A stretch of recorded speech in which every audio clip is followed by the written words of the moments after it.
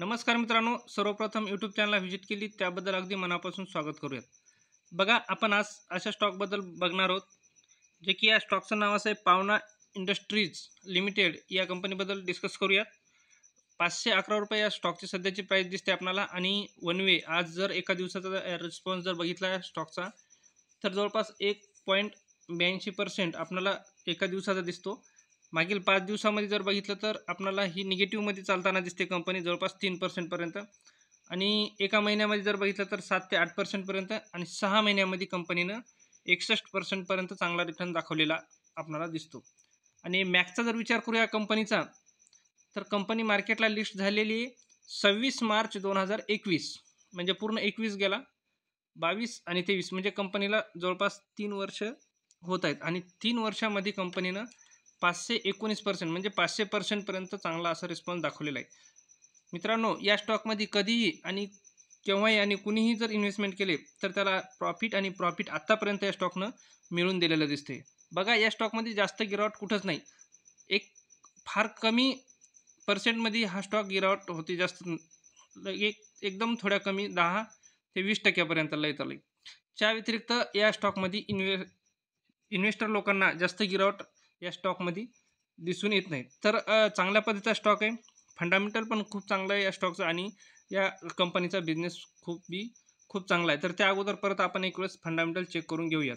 बघा, पावना industries limited या स्टॉकबद्दल आपण डिस्कस करत आहोत. मार्केट कॅपचा जर विचार केला तर इथं आपल्याला 620 करोड मार्केट कॅप दिसते. म्हणजे खूपच छोटी कंपनी दिसते. लॉंग टर्मसाठी आपल्याला ही इन्व्हेस्टमेंट करण्या योग्य वाटते.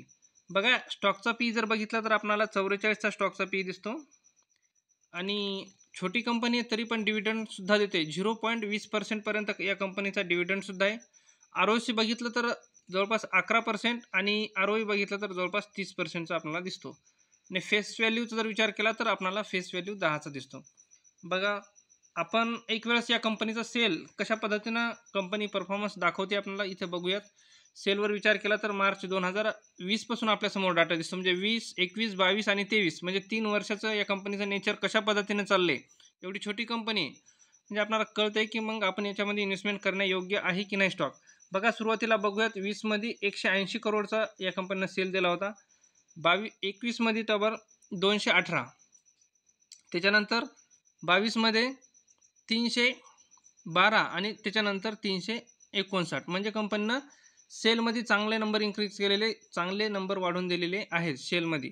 आणि याचं जर ऑपरेटिंग प्रॉफिट जर बघितलं तर 19, 20, 30 आणि 33 म्हणजे हेही चांगल्या पद्धतीनं वाढताना दिसतं. नेट प्रॉफिटचा जर विचार केला तर 6 करोड, 7 करोड, 9 करोड आणि 9 करोड म्हणजे कंपनी ही सेलही चांगल्या पद्धतीनं करताना दिसते. आणि नेट प्रॉफिटचा जर विचार केला तेही कंपनी चांगली करताना दिसते.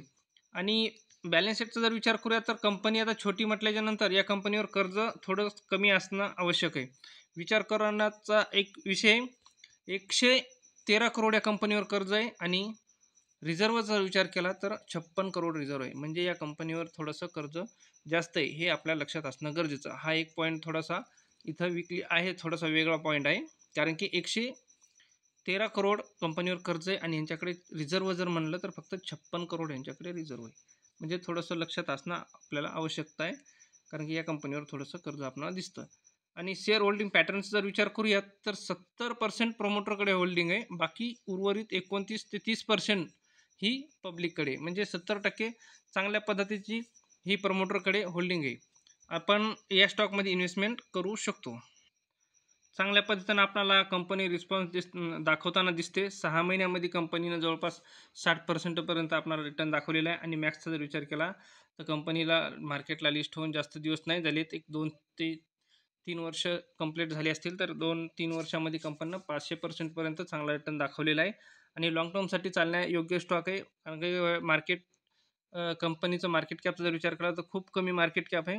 आणि कंपनीचे नंबरही चांगल्या पद्धतीने येतात. याच्यातमध्ये एक पॉईंट लक्षात ठेवा मित्रांनो, या स्टॉकमध्ये इन्व्हेस्टमेंट करताना एक लक्षात ठेवणं गरजेचं आहे, या कंपनीवर थोडंसं आपल्याला कर्ज जास्त दिसले, आपण बघितलेलं आहे, तर आपल्याला कर्जाचा एक पॉईंट आपल्या लक्षात असणं गरजेचं आहे. बाकी जर उर्वरित बघितलं तर या कंपनीचा बिझनेस पण खूप चांगला आहे. ऑटो पार्टमध्ये कंपनी काम करते आणि प्रमोटर होल्डिंग पण सुद्धा चांगली आहे. या स्टॉकमध्ये जवळपास 70% पर्यंत प्रमोटरची होल्डिंग आहे.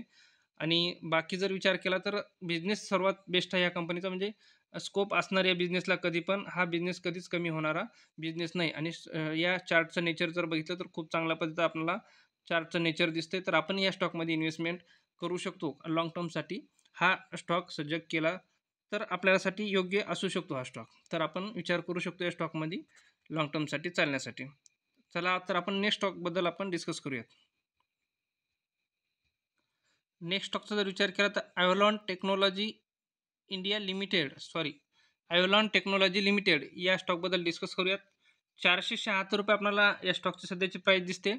आणि एका दिवसामध्ये जर खाली पडला असेल तर 1.68% पर्यंत खाली हा दिसतो आपल्याला. आणि मागील एका महिन्यामध्ये जवळपास 15%च्या आसपास आपल्याला निगेटिव्हमध्ये दिसतो स्टॉक. 6 महिन्यामध्ये एकदम फ्लॅट 2% फक्त प्लसमध्ये. आणि मॅक्सचा जर विचार करूयात तर एकदम फ्लॅटमध्ये हा स्टॉक आत्तापर्यंत 20% पर्यंत या स्टॉकनं रिटर्न दाखवलेला आहे. पण मार्केटला लिस्ट झालेला कंपनी 21 एप्रिल 2023 तेव्हापासून जर विचार केला तर एप्रिल, मे, जून, जुलै, ऑगस्ट, सप्टेंबर, ऑक्टोबर, नोव्हेंबर, डिसेंबर म्हणजे 8 आणि हे 2 म्हणजे जवळपास 9 ते 10 महिने या कंपनीला कंप्लीट झालेले आहेत. आणि तेव्हापासून जर विचार केला तर आणखीन हा स्टॉक एकदम फ्लॅट आहे. आणखीन या स्टॉकने जास्त काही अशी तेजी घेतली नाही. पण एक वेळ अशी होती की कमी दिवसात चांगला परफॉर्मन्स दाखवताना आपल्याला हा स्टॉक दिसतो. जवळपास 75% पर्यंत 21 एप्रिल 2023 ते जुलै 2023 म्हणजे एक 2 ते 3 महिन्यामध्ये या कंपनीनं जवळपास 70-75 पर्यंत आपल्याला रिटर्न दाखवून दिलेला दिसतो. तेव्हापासून जर विचार केला तर हा आता स्टॉक आपल्याला डिस्काउंटला जरी म्हणलं तरी 30% पर्यंत आपल्याला हा स्टॉक डिस्काउंटलाही सुद्धा मिळतो. आणि एक रेंज या स्टॉकनं बनवलेली आहे. ज्या दिवशी ही रेंज चांगल्या पद्धतीने या कंपनीचे नंबर इन्क्रीज झाल्याच्या नंतर ज्या दिवशी ही रेंज हा स्टॉक सोडेल त्या दिवशी आपल्याला परत या रेंजमध्ये हा स्टॉक आपल्याला मिळणं शक्य नाही. तर त्या अगोदर आपण या स्टॉकचं एक वेळेस फंडामेंटल चेक करूयात. मार्केट कॅपचा जर विचार केला तर 3000 या कंपनीचं मार्केट कॅप दिसते आपल्याला. 3100 करोड या कंपनीचं मार्केट कॅप दिसते. करंट प्राईस जर बघितली तर 474 रुपये करंट प्राईस दिसते आपल्याला.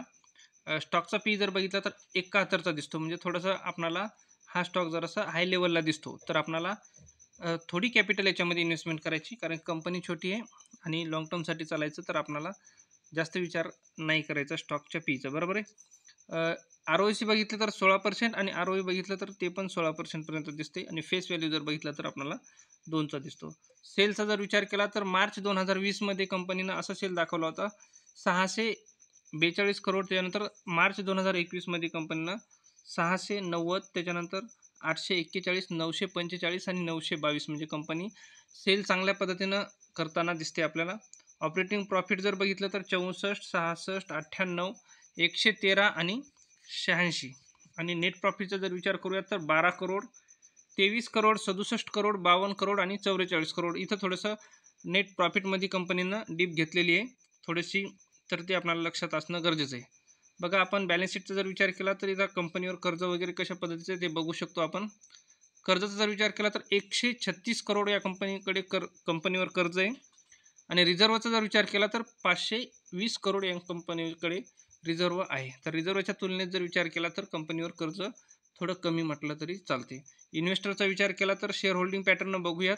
प्रमोटरकडे जवळपास 50% पर्यंत होल्डिंग आहे. फॉरेन इन्व्हेस्टर या कंपनीमध्ये 5.70% आणि डोमेस्टिक इन्व्हेस्टर या कंपनीमध्ये जवळपास आपल्याला 17% दिसतात. आणि पब्लिकचा जर विचार केला तर फक्त 26% आपल्याला पब्लिक दिसते. बाकी उर्वरित जर विचार केला 74% ही इन्व्हेस्टर लोकांकडे या कंपनीची इन्व्हेस्टमेंट आहे.